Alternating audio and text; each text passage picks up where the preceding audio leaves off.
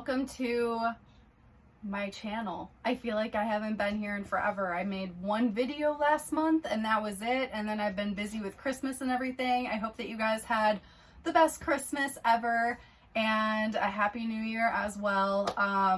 Finally back, finally gonna make some content, so let's jump into it. So for today's video, I thought it would be a good idea to talk about reptile behaviors that we can easily anthropomorphize and what that is and what the behavior actually means. So I figured this is a good way to learn more about reptiles and some of their behaviors and what it means, because a lot of people aren't aware of these things, and it's so easy to put your human feelings and emotions onto these animals, which is what anthropomorphism is. So we're going to talk about it, and I'm going to show you guys some examples, and yeah, it should be pretty interesting. So the first behavior that I want to talk about is mouth gaping. So mouth gaping is when your reptile just has its mouth open for a long amount of time. You will see this very commonly with bearded dragons while they're basking. And what we may anthropomorphize this as being is smiling. We may think that a bearded dragon is smiling and very happy, and we're putting our human feelings and emotions onto the animal. That is absolutely not why your beardy is opening its mouth, and it is not smiling. So when a bearded dragon is mouth gaping, or any other reptile that could just be basking, it means that they're just regulating their body temperature. So by doing that, they're releasing a little bit of oxygen, and it's going to lower their body temperature, because if they're overheating a little bit by basking, that's going to be the way that they're able to regulate their temperature for themselves. It's really interesting. I don't fully understand how it works and the science behind it, but that's typically what they're doing. Another reason that your reptile may be mouth gaping, if they're doing it like excessively and you're noticing that they're doing it a lot, it could be that your reptile has a respiratory infection and they're having a hard time breathing. So if you do notice your reptile is gaping a lot of the time, it would be a good idea to see a vet. Another reason why a reptile might be mouth gaping is to communicate with other reptiles. It could be doing this to display courtship if they want to mate with another reptile, or just simply communicate with another one. If it's trying to intimidate another, it may open its mouth or do weird types of behaviors to communicate with another reptile to say back off, or if they're dominating space or something like that. Oh yeah, they're not ever smiling and just happy, and that's why their mouth is open. The second one is also very common with bearded dragons. I don't even know if this happens with another species of reptiles, but it is waving. So bearded dragons, especially as babies, you will see them do a little wave. They kind of go like this. They kind of do it very slowly. So it's not like a normal, like people would wave. It's just like this.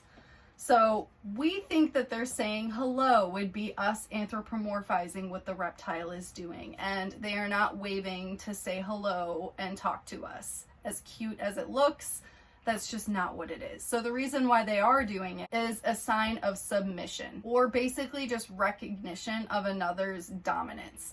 So a lot of the times as babies, we tend to keep bearded dragons together before they're like sold off to their homes, and you'll see them at pet stores. They'll be in groups with a ton of other baby bearded dragons.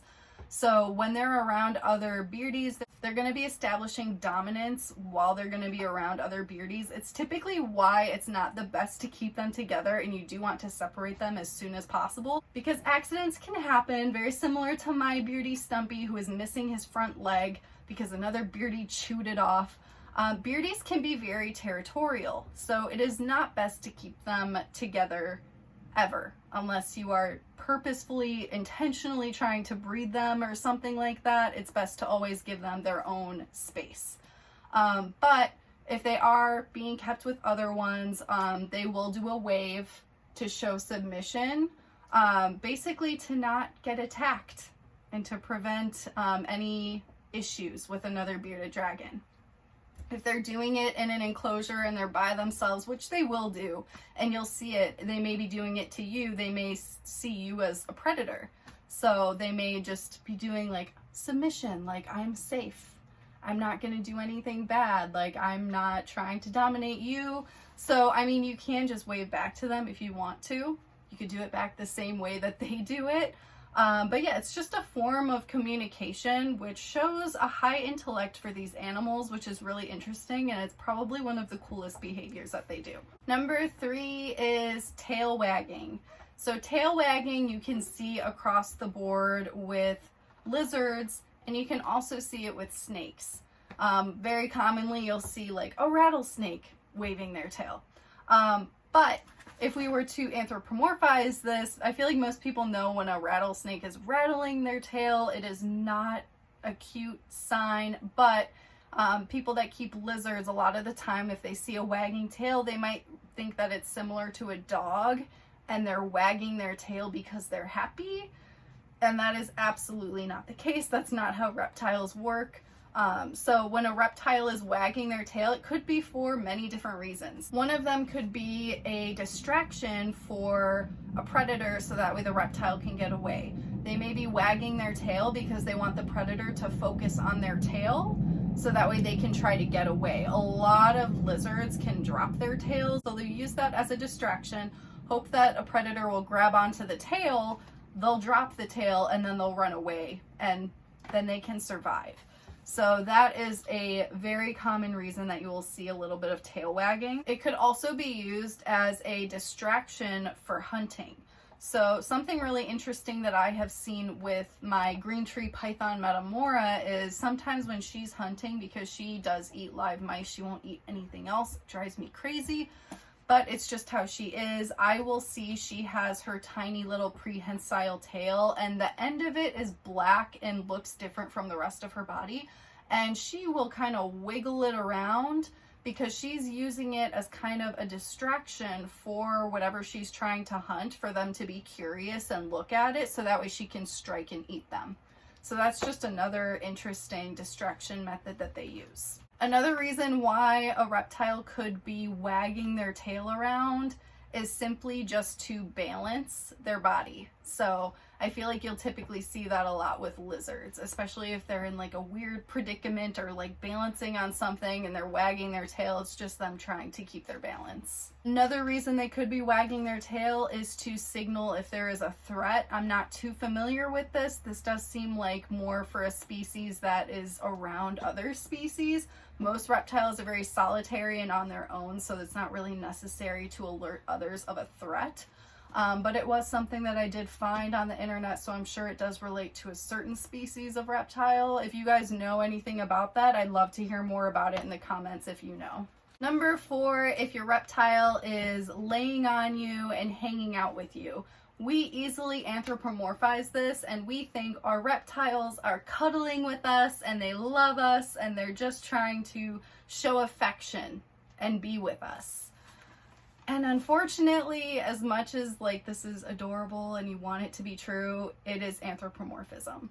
Most of the times, reptiles, when they are cuddling with you, it can be a form of trust that they feel safe with you enough to not try to get away from you, and they're staying near you. So there is that. That is a plus. They don't just hate your guts, but they feel safe with you. It could also be a form of enrichment because they're checking things out, they're getting new smells, they're getting new feels, they're getting new things for to occupy their brain. But it's not them just trying to show affection. Another reason why they may be cuddly and staying in one spot is simply because we are very warm as human beings and we have a warmer body temperature than reptiles. So they may be snuggling up to us simply for the warmth because it feels good for them.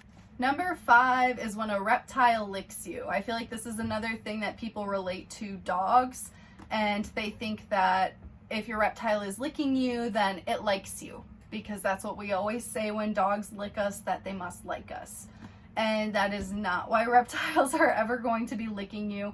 So a lot of reptiles have something called a Jacobson's organ, which is basically what they use to smell, and they use their tongue in order to smell their surroundings. So a lot of reptiles will just stick their tongue out and touch all of the different things in their surroundings, including you, in order to get a sense of their environment and what's around them. So it's not ever like an I like you lick, it's I'm curious of what's around me and what's happening right now lick. Number 6 is when your reptile comes to you. A lot of people think that if your reptile is coming to you, it means that they love you. And that can be us anthropomorphizing. We are not aware scientifically the capabilities of a reptile when it comes to a strong feeling like love. And because it hasn't been proven, we don't think that it's something that we can say is a fact. People can interpret things however they like. If it makes you feel better to think your animals love you, there's nothing wrong with thinking that, but it is a little bit of anthropomorphism. So typically when your reptile is coming to you, it can be a really encouraging, good, positive sign that your reptile does trust you. And trust is something that you can establish with reptiles. They learn who you are, they can learn that you're safe, and they can enjoy your company and have a form of enrichment when you handle them. Another reason why they may be coming to you, sadly, because I feel like a jerk saying this, because you're gonna be like, oh, my animal just loves me. And I'm like, no, they actually might just be food motivated. They know that you're the one feeding them, so they might be coming to you because they're hoping that they're gonna get some food. And another reason that they could be coming to you is simply because they're curious about you. And if they're curious, that's also a form of trust. If they feel safe enough to be curious about you, that is an amazing step in the relationship with your reptile. And that's obviously something that they are able to do, is be curious. They are intellectual little beings, even though a lot of people think otherwise. They have brains and they can be curious just as well as us. So just another few key points about reptiles that I think is important to bring to awareness is that these animals always fully rely on instincts. They can recognize their owners, they can learn routines, and they can learn to trust. So as much as we may not think, oh, my animal loves me, like that's anthropomorphism, but they can trust you, they can enjoy your company, and they can enjoy your warmth, and they can feel safe with you. And I think that that's good enough. So yeah, that is today's video. I hope that this brought some insight into reptilian behaviors and the ways that we may interpret some of those behaviors, even if it's incorrect or not. But I'd love to hear more if you guys can come up with any more in the comment section, and I will see you guys in the next one.